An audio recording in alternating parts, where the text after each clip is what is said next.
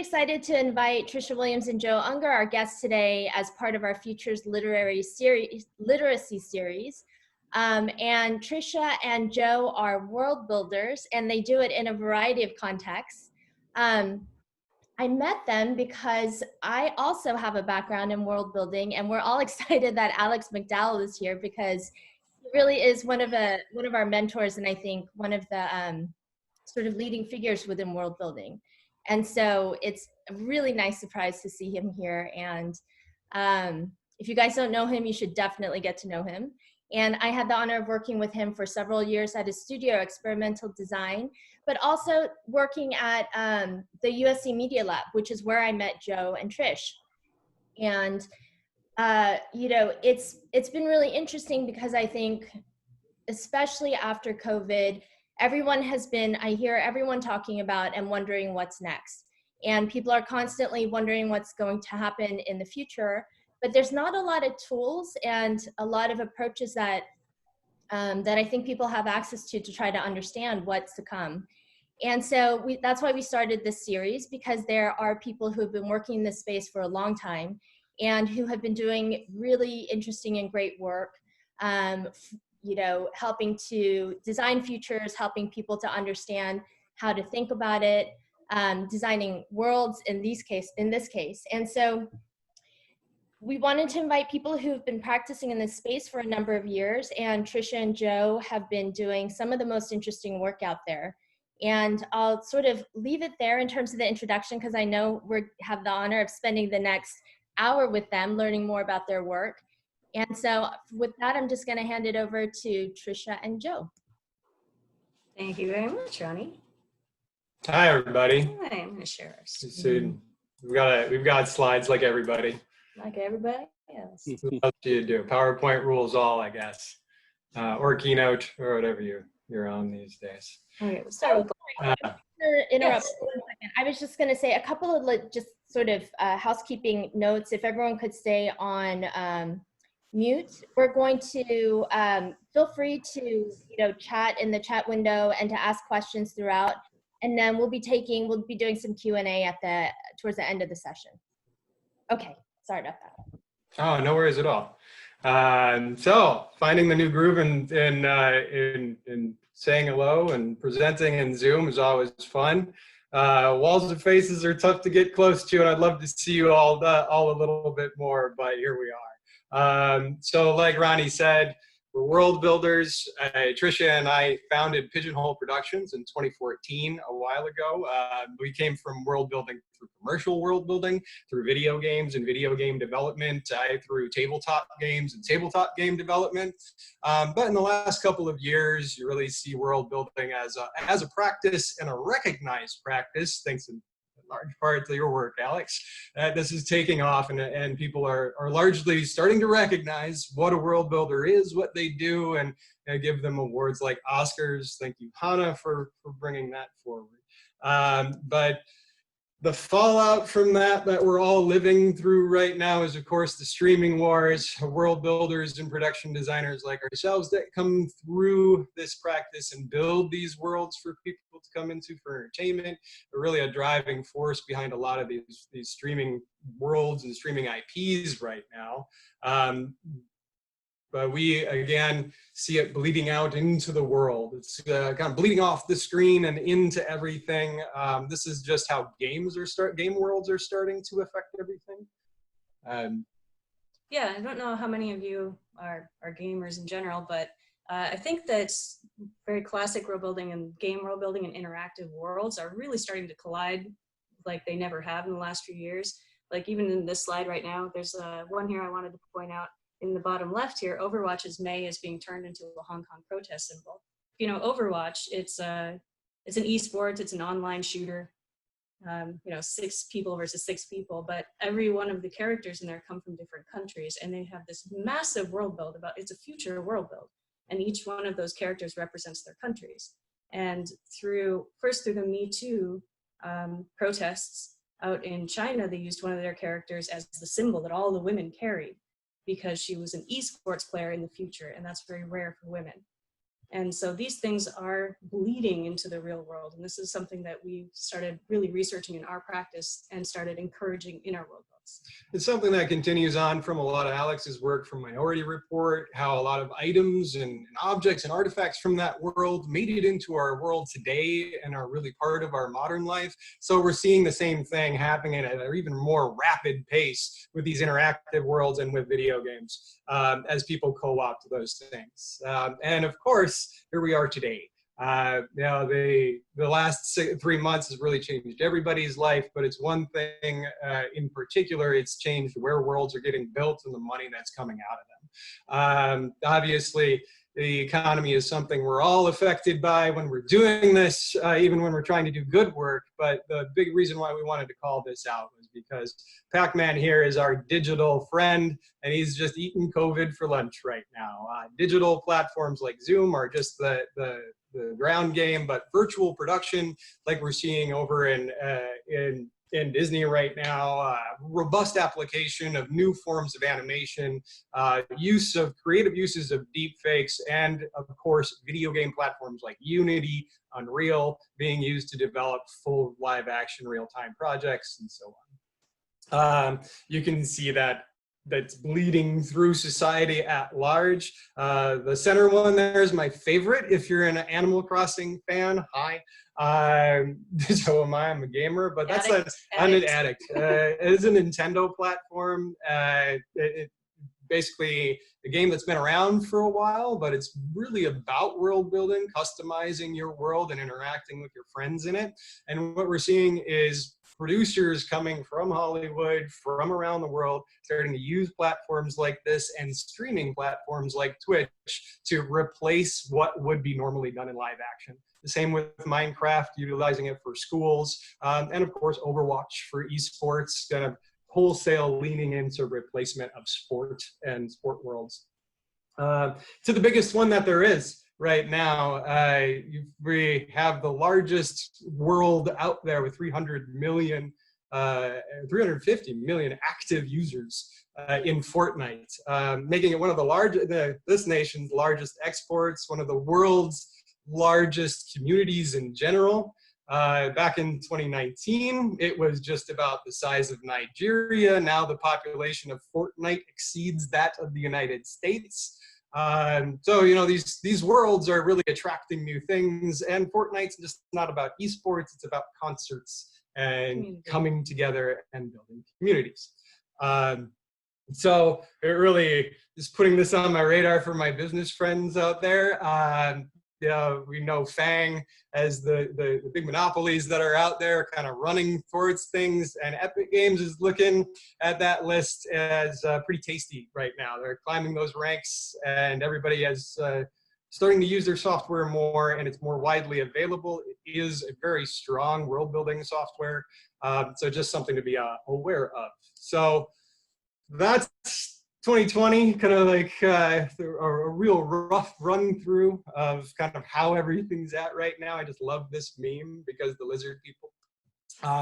So we'll just step back a moment after running through that to how we got to now, which really starts off with our engagement with Alex and the World Building Media Lab.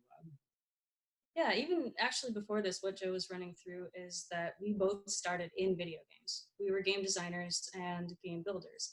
So even before we really considered ourselves world builders, we talked about ourselves as game designers.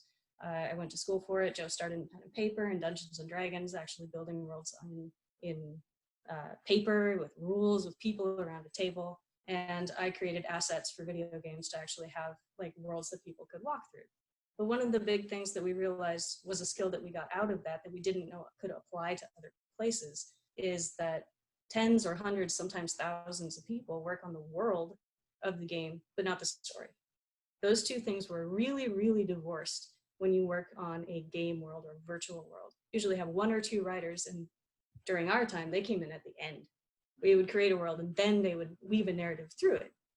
Because, 15, 20 years ago, no one really cared about the story inside of a game. They cared about the gameplay and the world that they got to explore.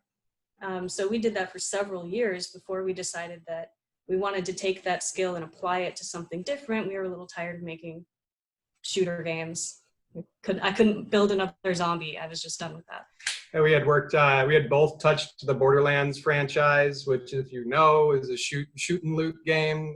So our body count is pretty high out there as far as things go. But we've also had the privilege of starting off and working together in massive multiplayer online game development, social media game development on Facebook through Zynga, and mobile social game development with Adult Swim. So we've really understood and began to understand that it's really less about the platform and more about the community. I came from, like she said, pen and paper, so Dungeons and Dragons. So 5 people around a table telling a story has always been where my heart's at.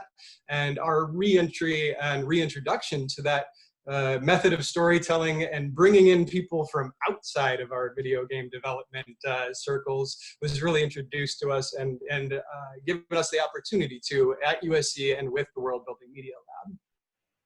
And as Alex left for London for a short while, we ran one of the classes there. And one of the things that really resonated with me is that the people from many different disciplines in the school came together to learn this particular skill to bring back to their disciplines. And we were so used to having world building and the idea of world building only applied to entertainment in some way. When we started talking to architects today, we were just talking about architects, to like we had some community builders in there, we had writers in there, we had I think everybody took it back and went, I can see how this can apply to my industry. And that was really exciting. And we started thinking, well, how can we push this further? What can we do with our company to take that further? So we had actually been pivoting away from doing games, commercial games. We had helped out and developed some things for scientific research, but it was really this moment with Frontera back in 2015 that galvanized us to a more social community up model of world building in general. As you know, world building, the idea of having your own personal concept, research and development team overall, right? That help people to help you imagine and help an idea come to life has been really exclusive.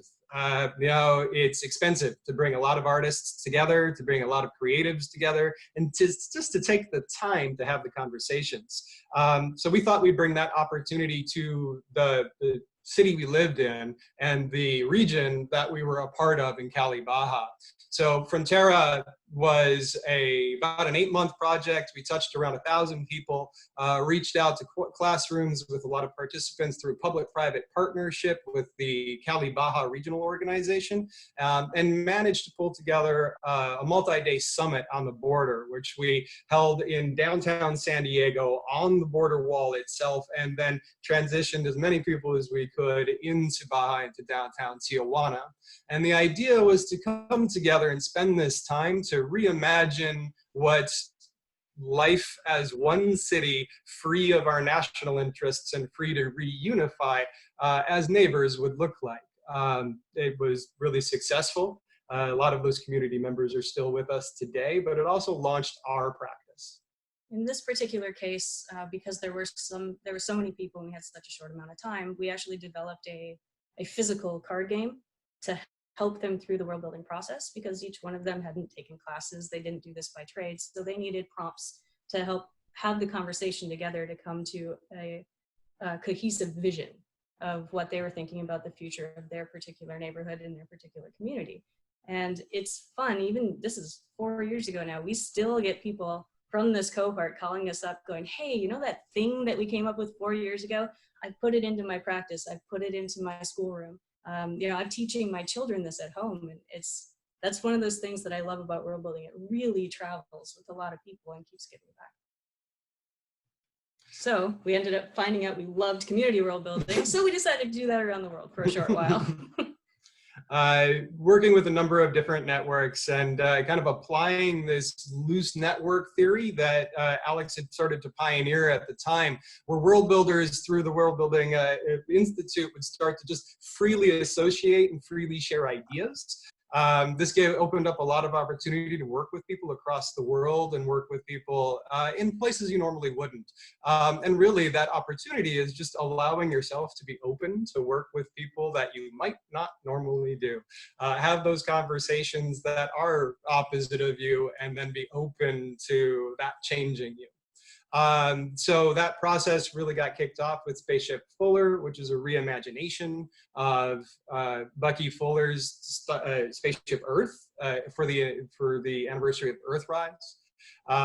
We also applied the game there, but we evolved it quite a bit as well. We started to work away from paper prompts and start to use more digital prompts, start to involve more digital artists and more immersive artists like set builders, more immersive artists in general. And let me explain. Well, I'll keep it up there. Let me explain this for a second. So after we started doing all of these, and this actually came after, we'll talk about one that we did in Kaufman in Kansas City. After just about every community world build, we have one or two people ask us how they can do it. How do they become, not just apply the practice to their own business, but how do they become a world builder? And they asked us if we had basically a train the trainer program, and we did not. So we developed one.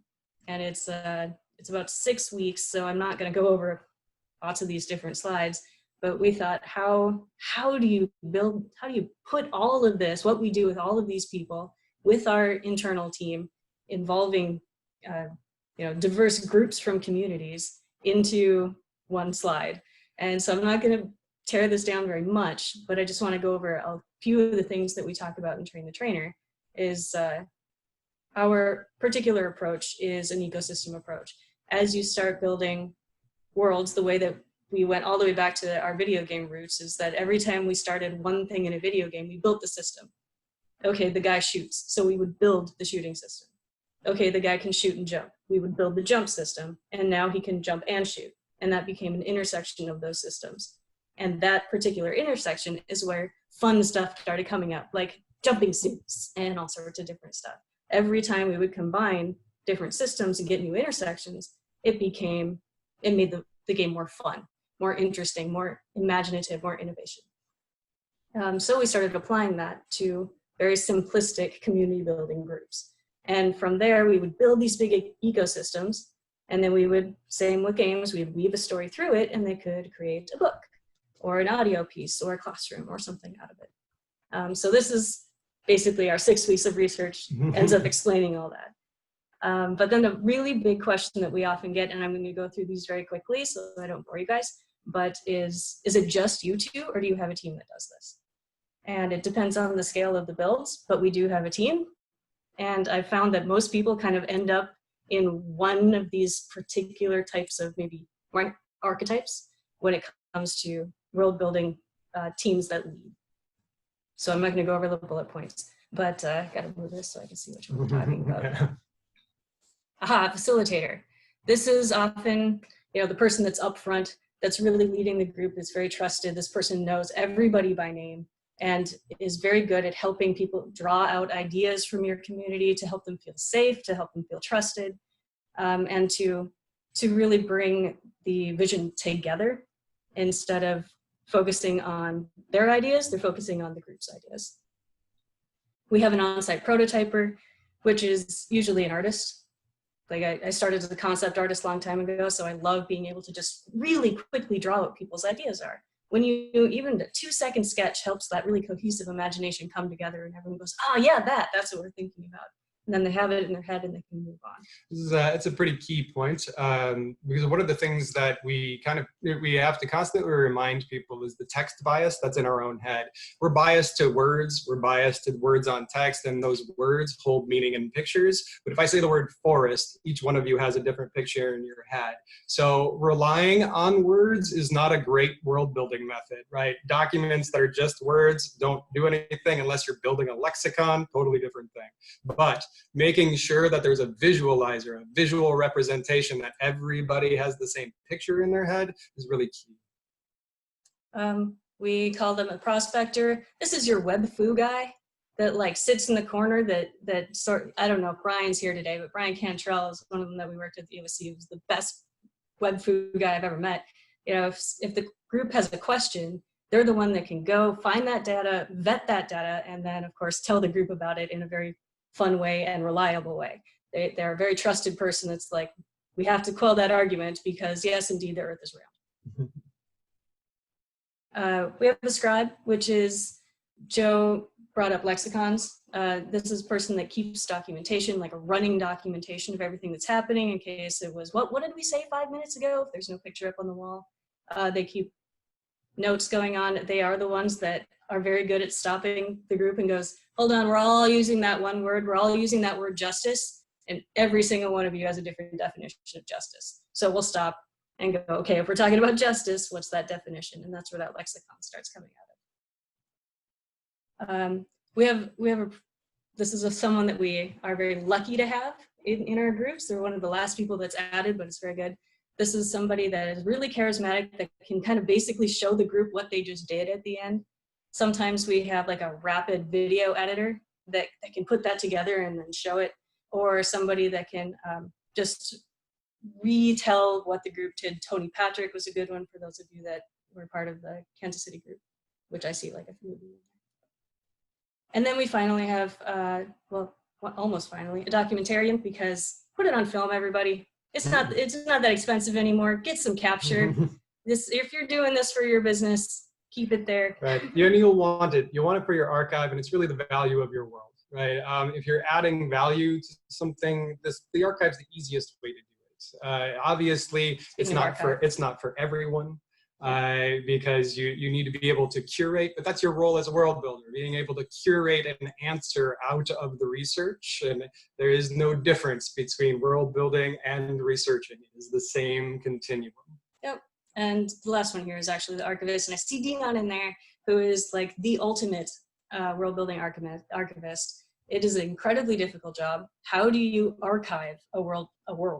How do you make sure that it's all put down in a place that it can be referenced? Who gets access to it? Where does it live? Is it on a server? Is it on a website? Is it a museum? You know, this person has a very difficult job, but incredibly important to a world build. So that was my quick rundown of how we put our teams together. There they are, all happy really together. Rapid fire. See, this is why you have rapid prototypers right there, so you can draw little stick people. We can sit down. Yeah, we can. All right, so we put that all to practice, and a lot of that was developed, and all of that really got pushed through the ringer with the help of the Kauffman Foundation and the Sundance Institute.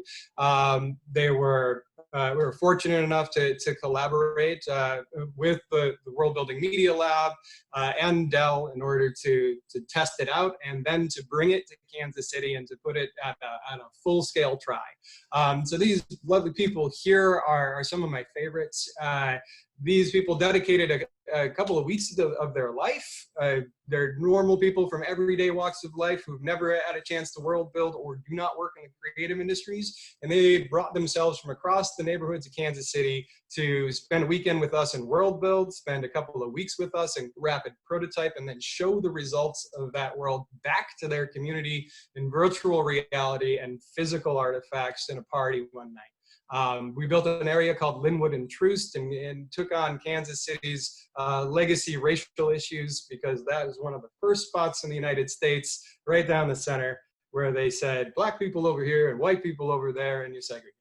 So this was an honor to be a part of, and ended up being very good.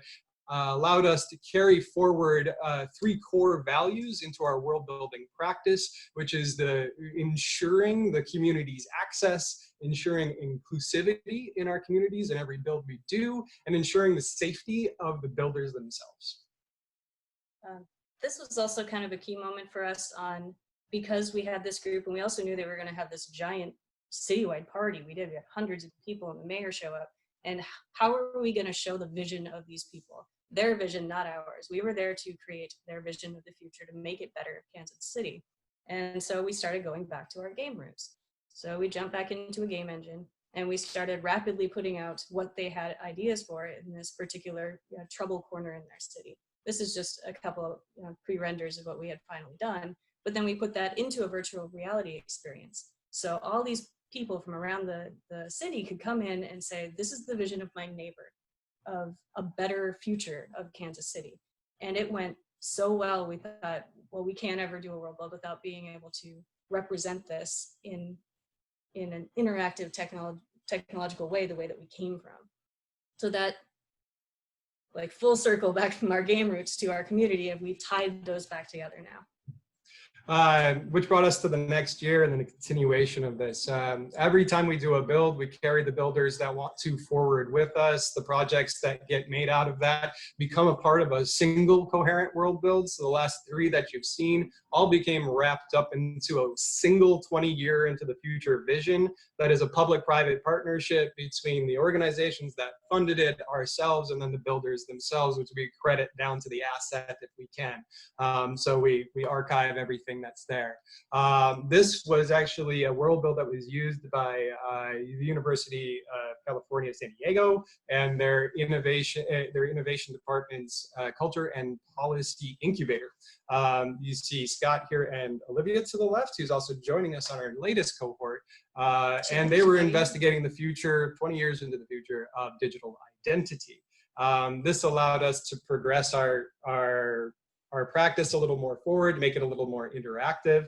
That you see up in the wall in the background and surrounding them. This is our scribing method. And then in the lower right there, it's actually an example of an interactive web-based concept art piece. You can see in the computer just to the left of that she's got this pulled up. So we started to integrate interactive prompting into live world building. So being able to use a mix of tools. So we operate usually across 3 or 4 broadcast streams from like Discord, AltSpace, something like Facebook, in addition to providing prompts so that the worlds become an ambient thing around you while you're building. Yeah. Actually, I don't want to go into that right now. All right. So it progressed. Let's go to this. So that's kind of where we left off last year. It had progressed. Obviously, technology is moving, and we started to bring technology and real people together in augmented space and really pushing forward that augmented reality push to blend reality, which led us here, which was this. This is the door to our lab down in Baja that we can't get into right now. So that's this is the location that we were going to. We're planning on developing and working on this lot in order to actually use it as a safe space to start to play with this idea of an augmented life. So one of the people that actually came to our CSD policy world build is one of the producers for Fear the Walking Dead, which took place on the Baja movie lot location, which is the one that James Cameron built for Titanic. Mm-hmm. And he's also incredibly interested in integrating virtual reality and augmented reality to movie design and just world building design in general. And so we just started hanging out with him, going down there quite a bit. We met the owners of the lot, and I think those of you that are into movies are seeing like what Unreal is doing to movies right now, The Mandalorian, all the stuff that is being created on Unreal, which is all the same stuff that came from we've been working with in video games for 20 years. So this is where we went, all right, we got communities, we're building the stuff in VR, and now we have a physical location where we can actually build out parts of these visions of aspirational futures on the lot. So I don't know, is there a picture of our building there? No. So we got a lease to a building that happened to have all the X-Men props in it, so I was super excited. And we're just started to build out all our virtual reality and augmented reality support for that when COVID hit. Right, and I do want to call out and thank our collaborators and partners, Gabriel Reyes and his family and his community at Die Digital. You guys are wonderful and been terrific partners and collaborators. We started a binational mission 5 years ago. This is a dream come true of that binational vision, started in Frontera. So it's really exciting to be able to bring, after traveling back the world 5 years later, to be able to come back. At the root of this, it is a workforce and economic development program that we really hope will benefit the region overall. But COVID. So we took a pause and we went, okay, all right, what do we do right now? And how can we tell other people? What can we do to bring this solution to other world builders that can no longer build in person? Because we do have a lot of experience building in the virtual. We had the privilege this year to kick off and start a global world building apprenticeship with partners in Denmark, Kansas City, up in Vermont on the East Coast, and up in the Pacific Northwest. And of course in Mexico, our longtime partners over at Hugo Abel Castro out in Mexicali, and the Tijuana EDC, and be able to bring this forward. But then we had to wrap it into what would be a digital platform. As everything started to fall out in the last couple of weeks, our friends over at the Arthur C. Clarke Center for the Imagination, who have been really strong in providing speculative futures training and really supportive in our efforts in world building and making this happen for the last year, along with our partners that have come to us through the apprenticeship program and our legacy in Kansas City at Uncover with Brent Lager. Hi, Brent. If you tuned in, have really come together to make Afterbill a more of a short-term thing, led by Maxwell Luthi, formerly of Trend Watching, who's joining us to try to take this this new trip into the future. No. Yeah, we're gonna show the pictures of it first, and we can go back. So what we say about Afterbill is that how do you take everything online when you can't meet in person anymore? Yes, you can do Zoom calls and they're great for a presentation like this, but when you're trying to get a bunch of people in the room to brainstorm, it doesn't really work. Zoom just doesn't. So we are simulating the best we possibly can to get a whole bunch of people in the room to do a world build. Right now we are using our own custom worlds combined with a virtual reality program called AltSpace. And that's the stuff that we're using on headsets like this. This is an untethered Oculus. You don't have to have this super expensive rig anymore. You don't have to nail things to your wall like I have all the way around here. It's just about half of our cohort went out and got one of these, hat. All of a sudden you're inside the space. You have your character, its voice. It's very much like being in the same room. Obviously there's no pure replacement for that, but I mean, by the end of these sessions, they're hugging each other. They wave and they're running up to each other. They recognize these faces, and it opens up to the same type of innovation and conversation that we're used to in real life that you just couldn't achieve on doing a Zoom world build. We have the privilege of working with a couple of individuals at Stanford who are working on VR empathy, bias training in virtual situations. So we're trying to bring that here too, so we can avoid the remake of a Gamergate situation another 20 years into the future. Personal mission of mine is to avoid that. So we're trying to bring that into these situations as well. To give some context on the pictures you're looking at, is when we first started creating this custom world, we started making an event space because we were just so used to working in event spaces. And we went, wait a second, this is virtual. Why would we recreate event spaces that are boring, that we don't like in real life?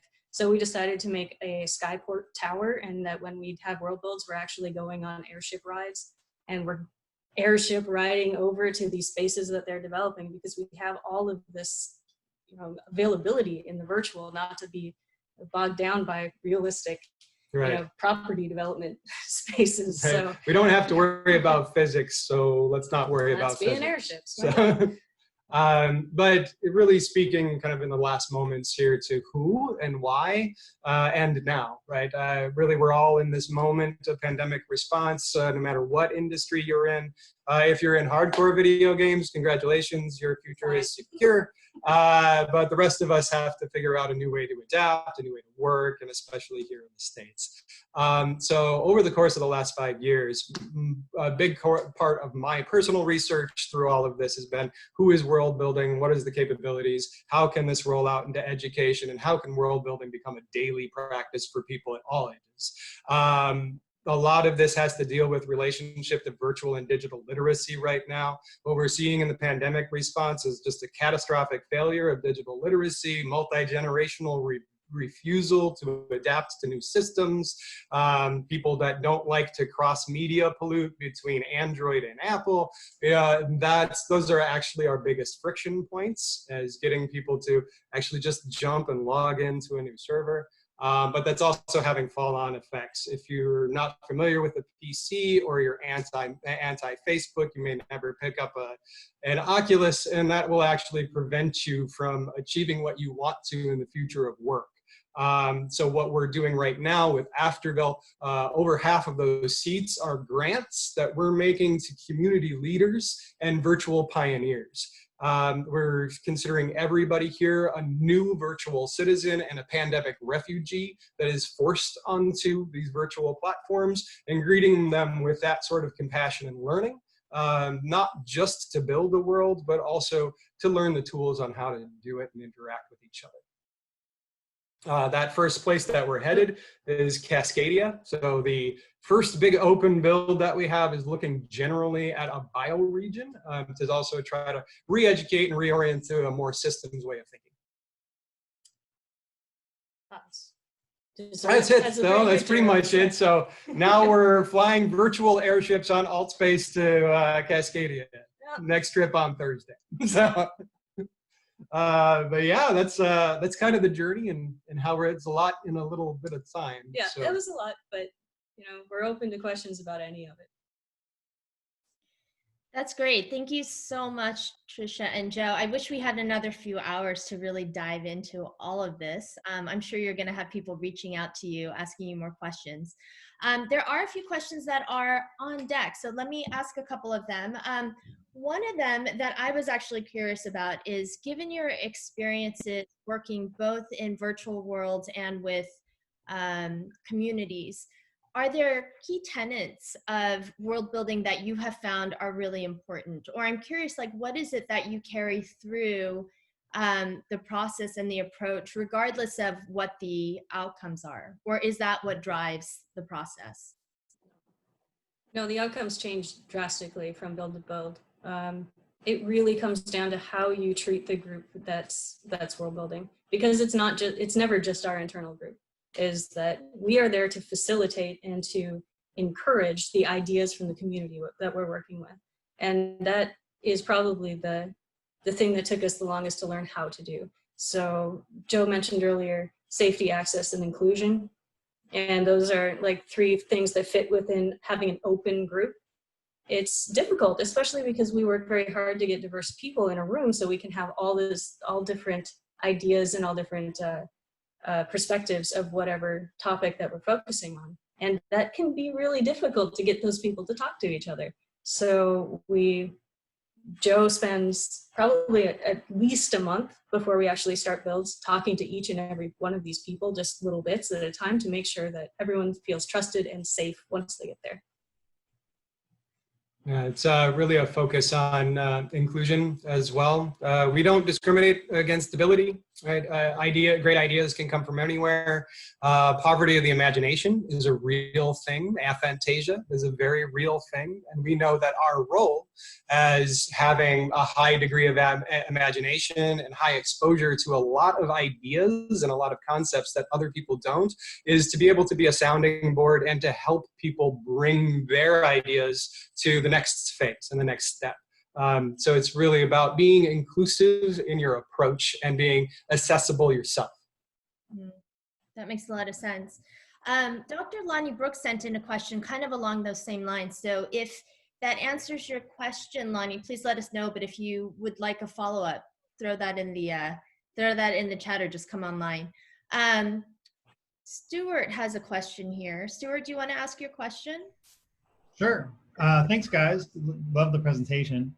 I was curious if you wouldn't mind giving some examples of what kind of systems you build in the non-game space. So like for Frontera or for some of the city work that you've done, and what kind of interesting or surprising intersections you've found come out of those system builds that you've done. So the first one that pops into my head is, because we talked so much about policing and justice during the Kansas City build. So we had some people that really only wanted to focus on that because that was right in their face every single day. And then we always have, because when we talk about futures, the super tech people that really only want to talk about tech. And so those two systems started getting kind of evolved and talked about at different points, but like that always does, at a particular time they hit each other. And the justice people and the tech people came together and created a community response. A community response, community response drone system. That it is not a police drone system. It is run by the community, and that they had control of all the cameras and where this drone would go and how it reports back to the community. And man, did they love it! And they wrote out like basically all the rules to it, and you represented it in VR. That's my favorite anyway. The hospitality system is good. Oh, you probably go on. Yeah, there's quite a few, right? Every build you kind of have your favorites, and people are so imaginative, and there's so many. I still love Tony Patrick's Sentient Money. Oh, yeah. That white paper went on, he got picked up, so it was a great story. That combined AI with Bitcoin, basically. If your Bitcoin could think. What happens? Grace Lee and her projects. Grace's House of Memories. That was an ancestral AI. Is still meant that the Sundance project was pretty impactful on me. Here in San Diego, the students came up with a seamless immigration system. That was really impactful for a guy who has to cross borders nearly every day. Watching that happen and solutions come up on a policy front was really exciting. And then one of our projects placed their own project, which was a sexual violence reduction in college and professional sports program that had put themselves 20 years into the future to imagine where their program would go, and who wound up making that business real.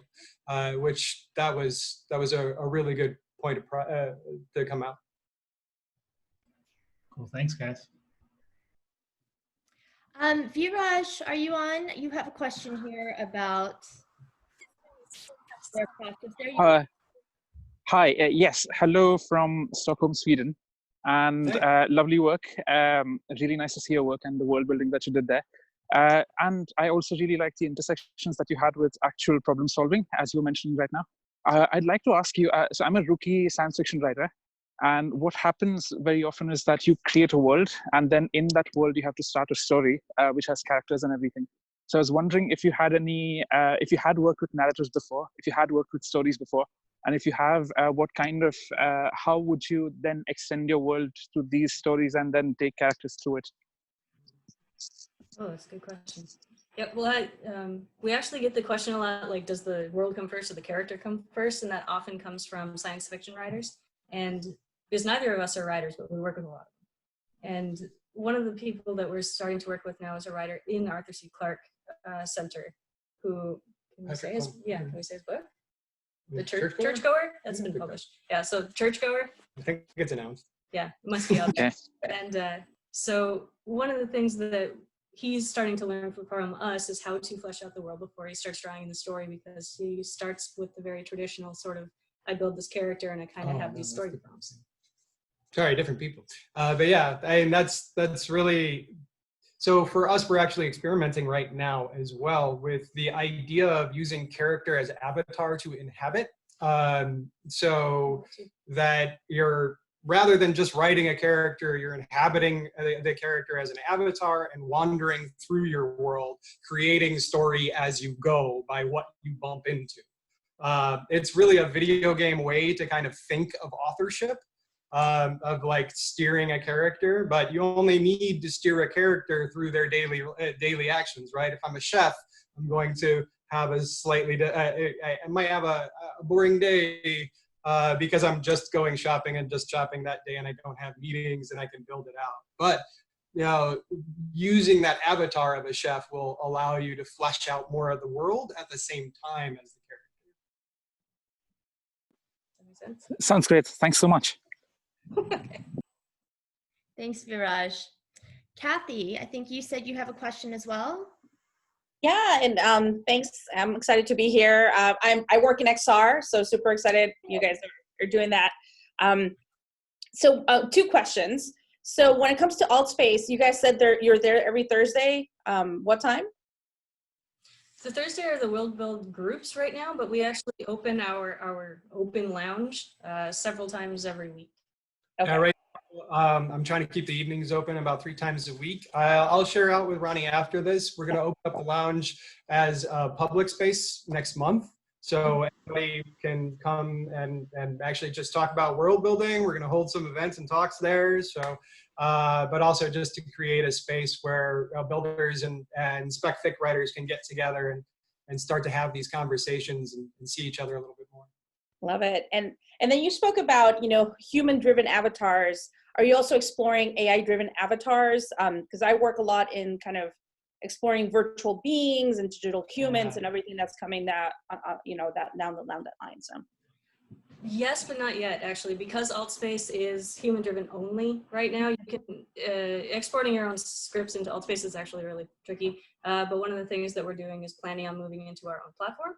And one of the things we want to do on our own platform is populate these areas that our role builders are building with AI and see how AI will interact with their fictional future. Be able to drive around and experience them directly. But also, so right now, the focus is actually reverse because of the era that we're in and the moment that we're in and the need for people to understand virtual spaces and virtual interaction. We've actually put on hold the robust application of AI to inhabit character.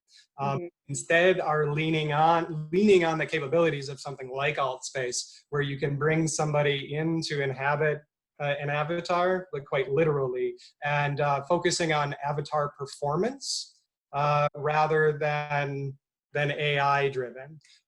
It does make you, it changes your data flow, right? You can't, if you're a researcher, that means you've got a lot more hand entry, you've got a lot more human feedback, you've got a lot more stuff like that. But one of the things we're looking forward to experimenting with, I have a project over with UCSD in the works right now, it's around empathy and how machine empathy can train human empathy. So something like you might be familiar with Replica or Replicants. I used to work for Magic Leap. We had Micah, so like so stuff like that. Right? So trained AI to have a little bit more human response, and then focusing on humans training AI those roles. Awesome, thank you. Thanks, Kathy. There's a question about a couple of things. So one, talking about timelines a little bit, how much time this stuff takes, because building a world sounds like it could take a really long time. But you mentioned that you do have weekend workshops. And so I'm curious if you could talk about the timing around the physical community world builds that you do, and then the translation of that into the virtual worlds. Yeah, that's a good question. A good one to reference, I think, as far as the real life community is probably our Kaufman project, because first of all, we weren't there. We live in San Diego and we did it in Kansas City. So we did a lot of virtual work ahead of time, bringing everybody on and getting them all to know each other, giving them the information that they needed before they actually came together. So we were in contact with them for well over a month. But then we only had 3 full days on the ground where they were all together actually building. But we internally had really put together exactly the questions that we were going to ask and the sort of the flow that we were going to go through, and to make sure that they all trusted each other by the time we got to world building. Otherwise, it's a waste of time. It's very hard to get a bunch of people physically together for 8 hours a day for 3 days in a row. And then after the fact, they go home and we curate all the ideas together, thanks to a wonderful archivist and scribes. And from there, we represent it in virtual or 2D or whatever it is we're doing for that one. Now that we're completely in virtual, it's very different and very freeing, I kind of gotta say. It's, I miss being in the room with people, but they don't have to travel anymore. They don't have to get a babysitter. They're just like, pop that headset on and all of a sudden they're there. We literally built in away from keyboard lounges in our space. Like, if you have to leave your body, please park it over there. It's very helpful in that sense. And we can bring them back a lot more. It saved time, and really, like you said, the timeline of it, right? And the most intense part, and to allow the type of world building we all do, and is to really allow for conversation to happen, allow for conflict to happen, lean into the difficult parts. When you're arguing about what blue means, it's okay. Right.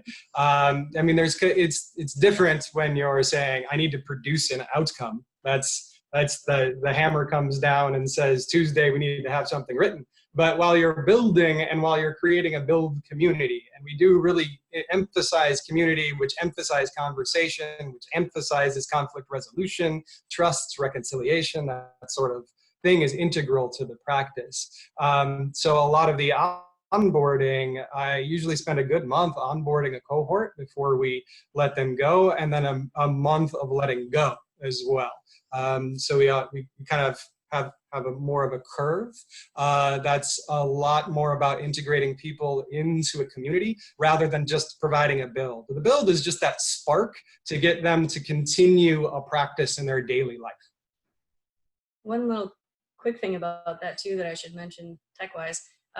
When you're in a headset like this, we don't require anyone to be there for longer than an hour. Oh yeah, right now. Because not everybody can do this for longer than an hour right now. Altspace itself, if anyone's thinking Altspace would be fun to play with, is on both on PC and on headset. So if you just want to be on your screen, you can. But when we run the builds, we actually only do an hour and a half tops where everyone's required to be there. And then after that, they come in and out at their own pace, or they're online talking to each other. Overall production in Altspace is a little shorter because the tools are there. Live action, because you have to set up sites, can take a little longer. Got it. And another question that came in, there was a question around the context that you work in. It seemed like it's mostly through different kinds of institutions, and it's both academic and nonprofits. Is that true? People are kind of curious about the funding aspect of it. Like, how do you fund these things? How do you get funding and support for it?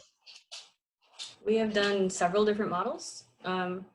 Yes, institutions and universities, but we're also talking with some private companies as well. And then with this particular Altspace one, we sold individual tickets. So it kind of depends on how the build comes together for you. This is, we work in a multi-form capital way. So we have the privilege of being trained by the Kauffman Foundation. So if you're into entrepreneurship, right, so we work with the Kauffman Fellows, and the Kauffman Foundation is really about small entrepreneurs being able to use the tools they have to survive. And so we do our best to pass those on. Our practice is really to pass on entrepreneurial tools as well as world building tools so people can use this to survive. We have found that there's a pretty big gap in a lot of the more kind of corporate events that people tend to go to and spend their time and their money on, that if you want to gather people together in a social space and to talk about future building and world building, that there's an open area for that right now. Yeah. The moment we're in is really a good one for world builders and everybody that wants to get into it. There's plenty of opportunity, especially in the education sector right now, because of the pandemic and the need for new visions and new visions of the future. Education is in pretty large need. Civic engagement, we're finding a lot. But there aren't a lot of money in those areas, right? So those are more grant funded. But because if you work in a more social capital plus financial capital way, those gaps usually close themselves. So we work in a way that some people pay to be there, some people are paid to be there, and some people pay others to be there for them. And that really makes it go forward. Wish there was a more straightforward answer to that, sorry. It's okay, it's always a tricky one. Someone did ask the question, is the world building training a resource that is available to download or buy? Not download currently. So I actually hold classes for it. We just finished up one and we're doing Afterfill right now, but then I was going to do another one probably this fall. But we don't have the time or anything yet. Yeah, the training is tied to a workforce development and apprenticeship program in collaboration with Denmark and Baja right now and San Diego. So we're hoping by the end of the year to roll it out, but not just through us, through other educational partners as well, to make it more widely available.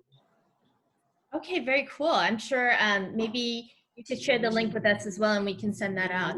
I see Alex McDowell has his hand up. Hey guys, fantastic to hear where you are, to hear your thoughts and what you're doing now. I have a big general question.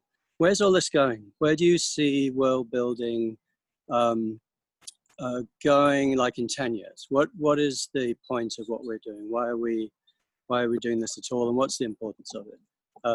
Clearly what's happening now is a really interesting indicator of why it might be necessary, but what's your vision? So the vision that I've always been trying to push forward with every build that we do is, I mean, I'm sure we've talked about this, but as a, you know, out to everybody, that no one's trying to predict the future, no one's trying to get it right. What you're trying to do is bring people together to imagine something better, to imagine something aspirational, to encourage people to talk more and work towards something that isn't fire and brimstone and plague and locust and everything that is actually happening. It doesn't mean you don't talk about that, doesn't mean you don't put that in the build, but the overall attitude and openness and access and safety of the build and everything that we push forward encourages people to try to make it better, to take one element of that and putting it into their life in an aspirational way. That's why I keep doing this every single time. From businesses that have added a hospitality network inside their businesses that made their business thrive and made their business, you know, more open. That was something that was really fun to watch, to new programs and teaching kids to think in new ways outside of just please regurgitate this text. Let's think about a world. How does the world connect to each other? Like it's a bunch of small elements that I see moving forward, affecting the world, as opposed to just the overall general practice. But that, of course, is a little bit more of. No, I would different. Well, yes. We approach it differently.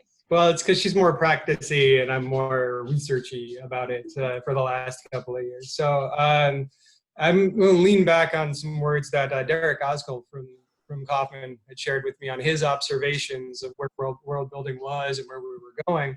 And he compared it to anthropology or sociology, that it was a fundamental practice that was unique to being human, and that's a pretty big statement, but it's not every day that humans just come up with a new discipline. When it happens, it's meaningful, and I think world building is one of those disciplines. We call it future practice, but world building is bigger than that, right? It's a practice of imagination. It's a practice of collaboration. It's a practice of co-envisionment. It's a practice of co-production. Can you see and make a house together? Can you see and make a marriage together? Can you see and make a family together? Are all the same questions that come into and out of world building. So I really think it's a fundamental human practice that the more we're literate in it, better the world will be. Especially when we have tools like augmented reality, that whether we like it or not, somebody's gonna pave over our house with what they think it's gonna be. And I want the opportunity to have that voice too. Thanks. That's great. That seems like a great place to end this session. So we're at time, and I just want to thank you, Trisha and Joe, for coming and sharing all of that. You know, world building has come up a few times in different conversations, and there's a lot of different definitions of them, actually. And so it's really great to hear your version of it and how you practice it, and to see how you see it moving forward. And so there are a few other questions. We'll share this with you and connect you with those people so that hopefully you can answer theirs.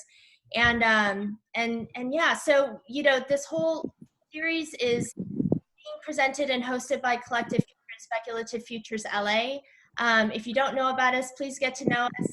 Collective Future is a design and innovation studio, and the Speculative Futures LA group has over 200 members in Los Angeles. But we seem to have grown in this time to a slightly more international audience, which is exciting. And we have our next event coming up on August 18th. We're going to be speaking with Julian Bleecker, who does design fiction. So a lot of you, he used to be actually one of the co-organizers of SFLA. So we're excited to have him on, and thank you so much for joining, and look forward to seeing you again at our next event. Thank you very much for putting it together, Ronni. Thanks for hosting. Thanks to everybody for coming. Yeah. Bye. Thanks, Joe. It's great. Bye. Thank you, everybody. Thank you. Bye. Bye. I was just gonna wave goodbye to everybody. There you go. Yeah. Stop sharing. You guys want to stay on for one sec? Yeah, sure.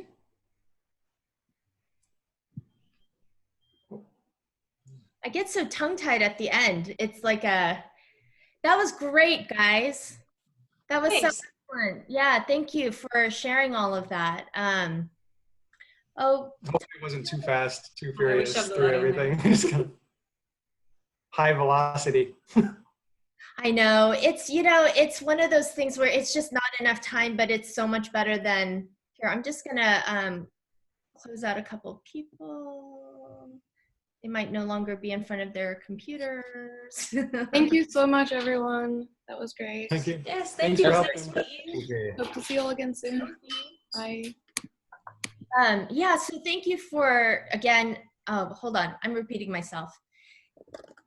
That was a really great overview, and it was fast. I wish these things could be longer. If you ever want to do like a trial, a workshop, or I don't know, do anything like that, I think our community is a great one to do it with. There were so many nice surprises. I don't even know how Alex. Well, I guess Larry showed up. Wow, it's exciting. Really fun to see them. I don't think we told him.